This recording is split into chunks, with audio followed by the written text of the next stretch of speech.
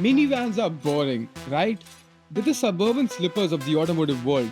Practical, safe, and about as exciting as toast. But what if I told you the Chinese just turned that slipper into a pair of Yeezys and gave it a lithium ion heart? This is the BYD E Max 7, a 7-seater electric MPV that doesn't just move people, it moves the needle. BYD E-Max 7 is powered by a 71.85 kWh battery in the superior variant. It was 201 horsepower and 310 Nm of torque, propelling this car from 0 to 100 in just around 8 seconds. The battery gives out around 530 km of NEDC claimed range, but realistically, you can get around 490 to 500 km. It comes with two region modes, that is standard and larger.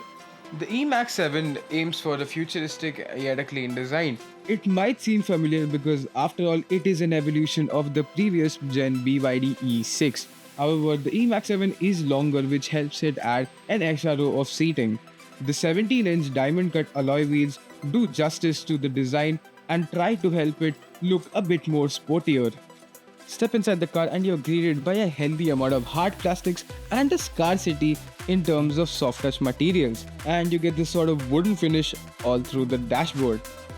Probably the other highlight in this car is this massive 12.8-inch touchscreen that, of course, rotates and gets wireless connectivity. The second row of the BYD E-Max 7 is a good place to be in.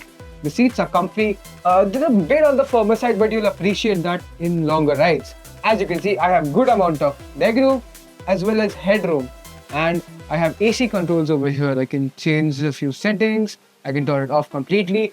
I get a USB-A and a USB-C charging port over here, some storage space, and my own personal AC vent. So the third row, well, of course, somebody of my size and height won't be comfortable in here for a very long time. So it's best suited for children. The E-Max 7 superior variant comes with a 71.5 kWh battery, which makes around 200 horsepower and 310 Nm of torque. Now, the real difference between the premium variant and the superior variant is, well, that the superior variant gets electronic tailgate as well as a bigger capacity battery and a sort of big bump in power. The torque figure, of course, remains unchanged. The premium variant doesn't get an automatic tailgate or the sunroof. Although the sunroof doesn't open, it helps to make the cabin feel a bit more airier. So the superior variant gets ADAS level 2 as well as wireless chargers that the premium variant sadly misses on. So if you ask me, the superior variant is the variant to go with. In terms of handling the bad Mumbai roads, the ride is well composed and you don't really feel those bumps as much. It tackles these roads pretty well. Even the high-speed stability of the E-Max 7 is pretty good. It doesn't make you ever feel underconfident. The set of tires that comes grips the road very well, and the braking performance is also very good. Now, we've been driving this car from around 7:30 a.m. We've charged it to a full 100%, and now the battery stands at around 86%. And I still have a range of around 456 kilometers.